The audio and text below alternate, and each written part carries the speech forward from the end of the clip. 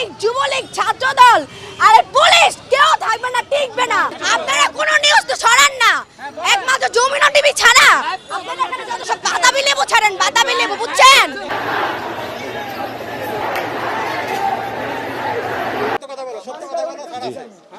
আমি নিউ মার্কেটে আমাদের দোকান আছে, ওইখানে গিয়েছিলাম, ওইখান থেকে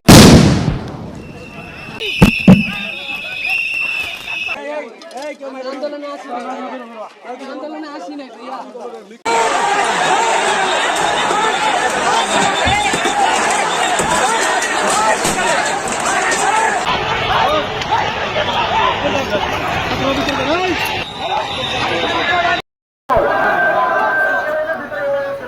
আপনাকে কোথায় পাওয়া গেছে? আমাকে পাওয়া গেছে মসজিদে। আন্দোলনে এসেছেন? দেশের মালিকানা বুঝে নিতে লাঠি হাতে নিয়েছি, শুধু কোটা সংস্কার না।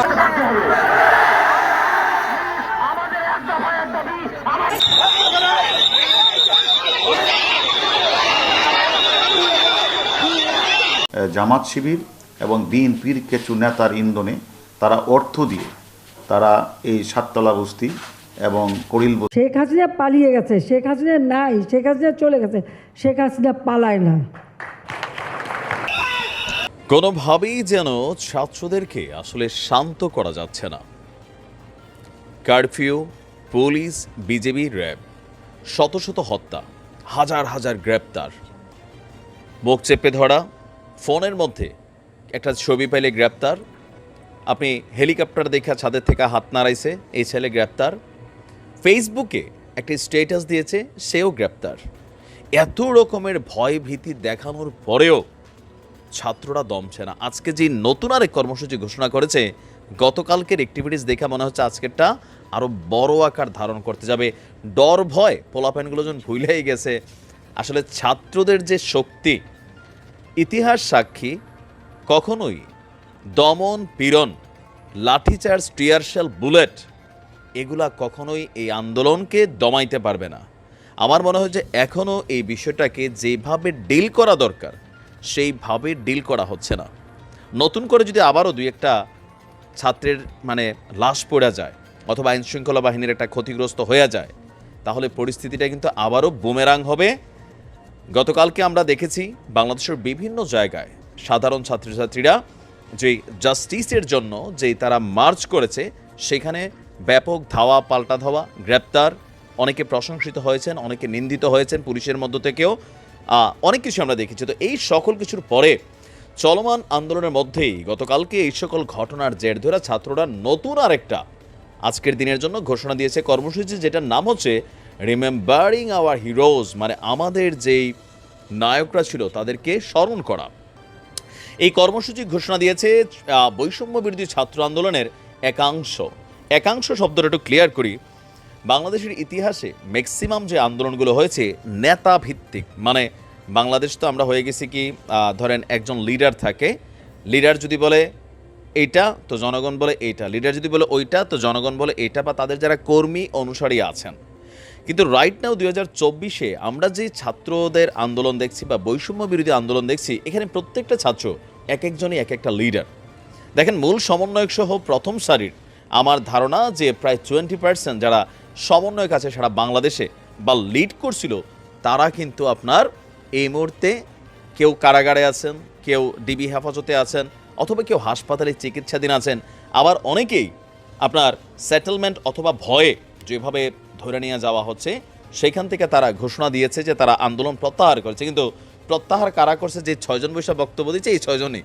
বাকিরা আবার সেই ইউনিভার্সিটি থেকে স্পষ্ট বিবৃতি দিচ্ছে যে তোরা দালাল, তোরা বিক্রি হয়ে গেছিস, এরকম নানান ধরনের ট্যাগ লাগানো হচ্ছে। আসলে জীবনের মায়া সকলেরই আছে, ভয় পাচ্ছে। তবে ভয়কে জয় করে আজকে আবার তাদের যেই কি বলা হয় যে গতকালকে সন্ধ্যায় সংবাদ মাধ্যমে পাঠানো এক সংবাদ বিজ্ঞপ্তির মাধ্যমে এই কর্মসূচির কথা জানিয়েছে বর্তমানে যিনি এই আন্দোলনের সহ সমন্বয়ক রিফাত রশিদ।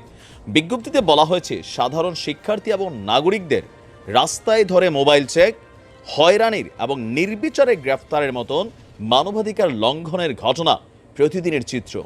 এছাড়াও আগামীর বাংলাদেশ গড়ার কারিগর, জাতির শ্রেষ্ঠ সন্তান, বিশ্ববিদ্যালয়ের সম্মানিত শিক্ষক মণ্ডলীর উপরেও ক্যাম্পাসের ভেতর হামলা করা হয়েছে। আমিও নিন্দা জানাই, ধিক্কার জানাই এই সকল কারণে যে একটা ঢাকা ইউনিভার্সিটির শিক্ষককে জিনিস লাঠি হাতে তাকে একজন সাধারণ কনস্টেবল মেট্রিক পাস করে ইন্টার পাসও করে নাই, সে গিয়া শিক্ষকের গায়ে হাত দিচ্ছে, লাঠি চার্জ করছে, গালাগালি করছে, কত বড় বেয়াদব সে। এই ধরনের মানে এগুলো এই কারণেই ওই কনস্টেবল পদে গেছে। দেখেন বেশিরভাগ সময় মানে এখনকার তো ট্রেন্ড চেঞ্জ হয়েছে, বাট আগের দিনে মানুষ বলতো যে যেসব পোলাপেন পড়ালেখা করে না ভালো করে তোরা পুলিশে ভর্তি করাই দেবো, এরকমই ছিল। তবে এখনকার জেনারেশনের মধ্যে আইসা এই ধরনের চিত্র অন ফুটেজ অন ক্যামেরা, আমি দেখছিলাম কালকে এক নারী পুলিশ একাই 10-15টা মেয়েরে পিটাচ্ছিল ক্যামেরার সামনে। মানে এদের চিন্তা ভাবনা কি আমরা যাই করবো তাই সঠিক? আরে তুমি তো একটা মেয়ে, তুই মেয়েগুলারে গরুর মতন পিটাচ্ছ, তোমার যোগ্যতা আছে মেয়েদের কাছে দিয়ে যাওয়ার মতন? কোনো রকমে কেউরে ধৈর্য অথবা কোটা মোটা মাইরা একটা চাকরি পাইছো তুমি? এগুলো মনে রাখো, এগুলো আসবে তোমার উপরে।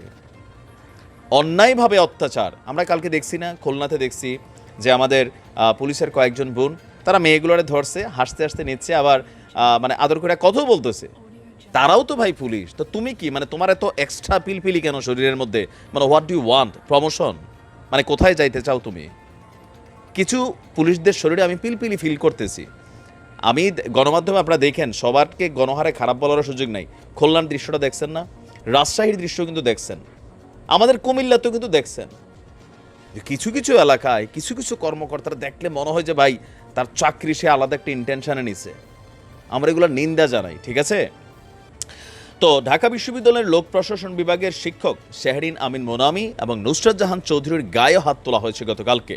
তো ছাত্ররা বলছে একটা স্বাধীন দেশে এমন নজিরবিহীন মানবাধিকার লঙ্ঘনের ঘটনায় জাতির জন্য লজ্জাজনক। তবে জাতির আজকে লজ্জা নাই, কারণ আমরা লজ্জা শরমের ডোজ খাওয়া ফেলছি, ঠিক আছে?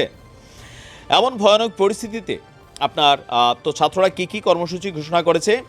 নির্যাতনের ভয়ঙ্কর দিন রাতগুলোর স্মৃতিচারণ, শহীদ এবং আহতদের নিহতদের নিয়ে পরিবার এবং সহপাঠীদের স্মৃতিচারণ, বৈষম্য বিরোধী ছাত্র আন্দোলনে হওয়া নির্যাতনের ঘটনা নিয়ে চিত্রাঙ্কন, গ্রাফিতি, দেয়াল লিখন, ফেস্টুন তৈরি, ডিজিটাল পোর্ট্রেট, শিক্ষক, শিক্ষার্থী, অভিভাবক, বুদ্ধিজীবী, পেশাজীবী, শ্রমজীবী, ব্যবসায়ী সহ সকল শ্রেণীর মানুষের প্রতি এই ছাত্র আন্দোলন বা বৈষম্য বিরোধী ছাত্র আন্দোলনের নতুন কর্মসূচিকে পালনে সর্বাত্মক অংশগ্রহণের জন্য বিশেষভাবে অনুরোধ করা হয়েছে।